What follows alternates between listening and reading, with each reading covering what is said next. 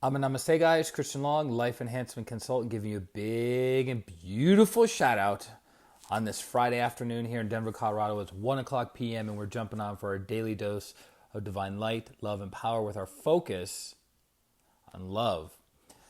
Focus on love. Adriana, number one super fan, coming in hot, bringing all the heat. It's like a asteroid coming from a far off land with lots of love, just smashing into the stream, making it happen, sending out love to everybody and anyone who's ready, willing, and able to receive it. It's so beautiful. So, I was thinking, what is something that activates the heart aspect within Karen? I'm going to say, what is the thing that activates the heart aspect within most people, if not all people? Which it's connected to the yin aspect. I like the little tiny hands. It's connected to the yin aspect. So we have yin and we have yang, right? Yin and yang. We have the feminine and the masculine. We have the form and we have the energy, right? When you combine yin and yang together, ta-da, you have creation. Stephen, I'm a namaste, long time, hope you're well. You have creation, right? So most of us in relationships with other people are seeking the yin aspect because we don't feel loved, cared for, supported, nurtured, nourished, preserved, which is the yin aspect. So we expect that from another person because we don't know how to generate it for ourselves because there's an imbalance or lacking of the yin aspect within us. As soon as we remove those energies, we feel whole and complete. As soon as we remove our wrong viewpoint about lack of yin and we correct our viewpoint around yang, we have balanced yin, balanced yang. Our lives are whole and harmonious. And then we can be giving and sharing with everyone and anyone and also receiving from anyone and everyone. But I was asking the question to a mentor of mine a while back, what is it about cute things that people love so much? Babies, kittens, puppies, bunnies. What is it about that? And as she was explaining to me, it made perfect sense, is it activates the yin aspect within us. It activates the love. It opens and activates the heart. For those of you who know me well, I love kittens. I love puppies. Denise, have a namaste. I love bunnies. I love babies. I love super teeny tiny things. I'm the guy, this has been the case for 10 or 15 years at least. Jessica, have a namaste. I'm the guy that when there's a baby in the room, right, and the baby's crying, they give me the baby stops crying. It just is what it is. And I always get to play with the baby's ears because babies have the most amazing ears ever. Have you ever seen a baby's ears? Kiss up and namaste. Babies' ears are super tiny. They're super soft and flexible. They're the most adorable thing you've ever seen in your entire life. So that activates the heart aspect within me. Playing with babies. I love babies. Joanna, I'm a namaste. They're super... I love babies, but even more I love toddlers because toddlers are just like ridiculous. They're learning how to walk. They're learning to get their own personality. They learn the word no. They have little tiny fingers that they're always trying to organize and coordinate things. I love babies, love toddlers. Okay, Jessica loves baby feet. See, we all have our little specializations in what activates the yin aspect and the heart aspect within us. Tiny baby feet, right? Bunnies. I love it when bunnies pull their ears down and they lick their ears.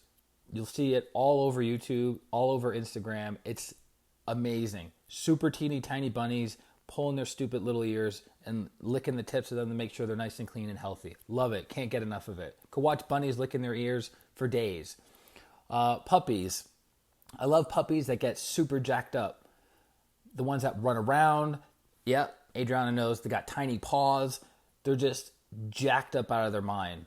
Super teeny tiny puppies. Love puppies. I grew up in a house with dogs. So we had puppies all the time. We had cats all the time. Speaking of cats, when I was about 4 or 5 years old, our cat had kittens. And the way that we played with the kittens is we would line them all up in a row and we would race them. Like on the carpet. We're like, all right, kitten number 1, because we didn't name them yet. Kitten number 1, kitten number 2, kitten number 3, kitten number 4, and go. Who do you have your money on, right?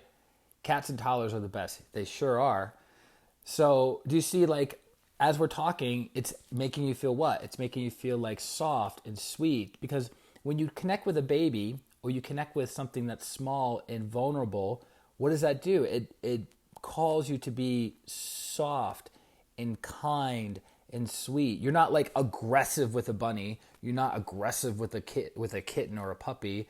You know, you're not like, oh my God, I love that baby so much, and you just like squeeze it with all your strength, right? You don't do that. I do know there's a common thing in the Philippines.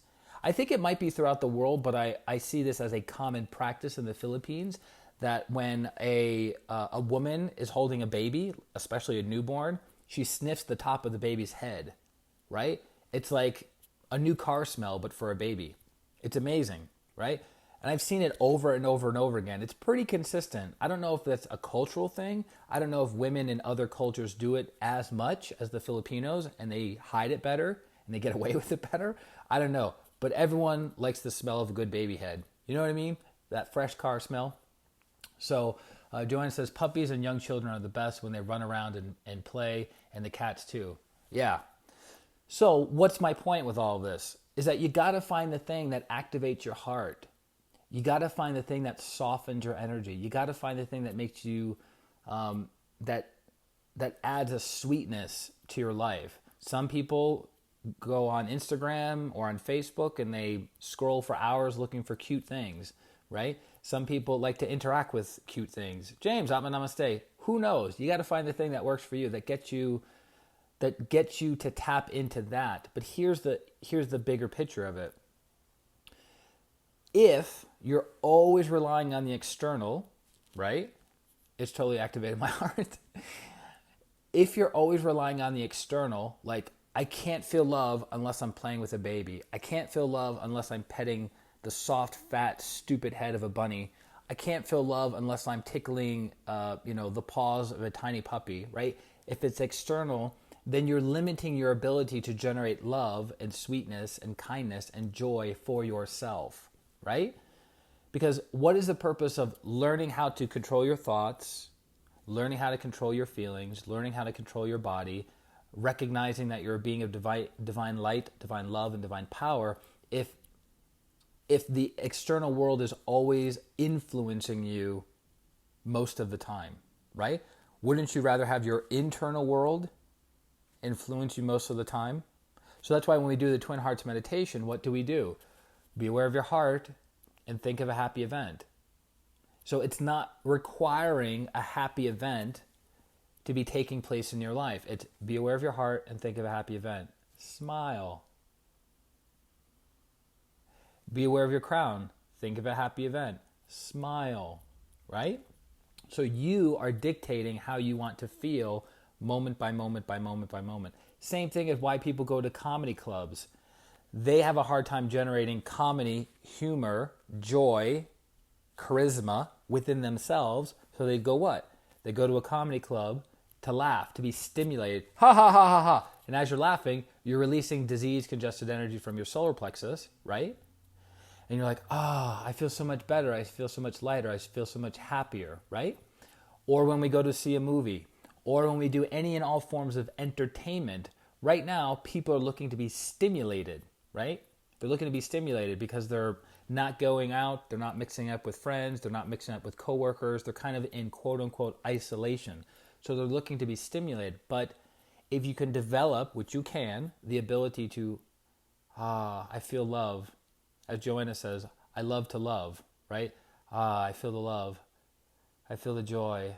I feel the expansion of my heart, the warmth of my heart. Then guess what? You get to share those energies with other people who might not be at that level yet. Everybody can do it. Everybody can generate love. Everybody can generate sweetness. Everybody can generate compassion and mercy for themselves and other people. Everybody, no matter who you are. Some people have practiced more often than others, so they've developed it to a higher degree. But it doesn't mean you can't develop it to a higher degree for yourself. I'm an Aquarius, so I love people and life. Yeah, girl, get it. The nuts is on. So does that make sense? I can't get enough of cute things. You guys have no idea. Those of you who know me personally, I know that I can't get enough of cute things. Love babies, love kittens, love tiny bunnies, love puppies, super small things. Now, does that mean I love everything that's small and everything that's a baby or a toddler, like, the small version of that species? Not necessarily. Like a baby sloth, they're kind of cute, but not really my jam, right? That doesn't activate the yin or the love aspect within me. And so, you guys remember that commercial with Sarah McLachlan where Arms of the Angel with the shelter of adopting dogs? My mom actually works at a shelter in Florida. She's been doing that for the past 4 or 5 years, 3 days a week. That is activating the yin aspect within the person so they donate money to the shelter, right? It's quote unquote manipulating somebody emotionally. Like you see this cute, vulnerable, sad little dog. They play music that pulls at your heartstrings and you're like, let me get my wallet, right? You get what I'm saying? That's a form of emotional manipulation and it works. The reason they do it is because it works, right? Because it awakens your aspect, the love aspect within you to give, to provide, to love, to nurture, to preserve. Does it make sense? It's really quite fascinating. I choose to operate from the higher emotions than the lower emotions in general, right? Because I want to appeal to people's higher aspect than their lower aspect. But I guarantee you and I've done it before in the past, it's actually gotten really interesting feedback, that if we did a stream on sex, triple, if not more of you would be on. And you'd be like super engaged. You'd have a pad out with a pen and you'd be like, all right, what is he saying? Well, yeah, because it's easier to relate to those energies, right? But when we talk about high vibrational energies, it's harder to relate to. People don't understand bliss. They can't comprehend it in their consciousness. Bliss, joy, enthusiasm, inspiration. What? Right? I don't understand. So I want to appeal to your higher faculties. For those of you who get it, amazing, awesome. For those of you who are not there yet, that's okay. We keep planting seeds. We can't keep changing your energy. We keep increasing the vibration. A girlfriend of mine a year ago made an interesting point. She goes, hey, sex energy is great. Sex energy, for those of you who do not know, energetically speaking, sex energy is very sticky. It's very sticky.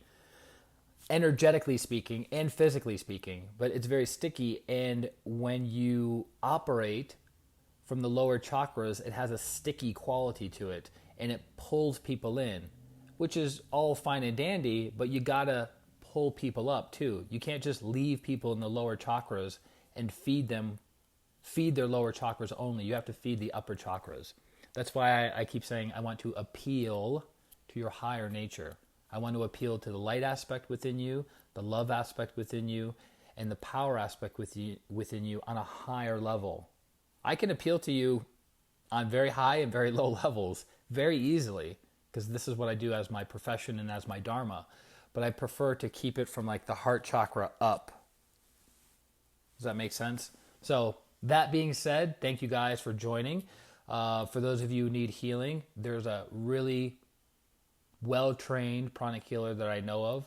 It's me. You can go to my website, ChristianRLong.com, schedule a hour-long coaching and healing session to transform you and bring you from where you are to where you want to be. And I look forward to serving you the best of my abilities. And you will always have homework after every healing session, whether it's a consultation that's free or whether we're actually working together over a series of several months and a healing package. There's going to be homework at the end of every session. So if you're up for homework and you're up for transforming and moving your life forward, then reach out to me, okay? Love you guys very much. Thanks for the big fat hearts. Adriana is going completely nuts with it. She must see something cute.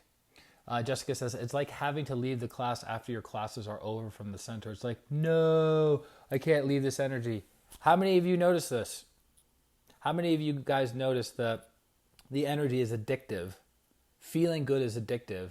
Feeling love is addictive. feeling energy coursing through your system is addictive. How many can say yes to that? Thank you, Abba Namaste. Much love and light to you. Thank you, Joanna. I appreciate it. Right? You guys can relate to that, yes? I'm the same way. Whenever I hang around the masters, whenever I go to classes in pranic healing, whenever I do my spiritual practice, it's addictive. It's like, all right, just one more meditation. All right, just one more blessing.